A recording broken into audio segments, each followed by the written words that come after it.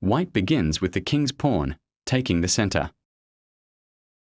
Black replies symmetrically, controlling the same central square. The king's gambit.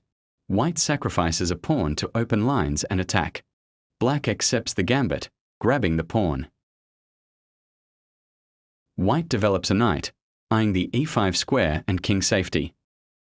Black defends the pawn with an aggressive push, but this also weakens the king side. White challenges the pawn chain, hoping to open attacking lines toward black's king. Black pushes again, kicking the knight and driving it away from f3. Knight jumps into e5, pressuring g4 pawn and aiming at f7 square.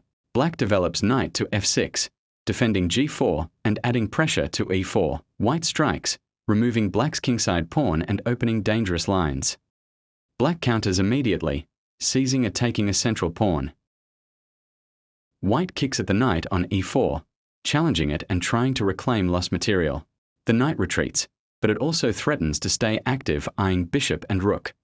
White ignores the knight, recapture pawn, and activating the bishop toward kingside. Black greedily grabs the rook in the corner, growing material advantage. White calmly delivers a check with the queen. Black must react. Black blocks the check with the queen, asking for a queen trade.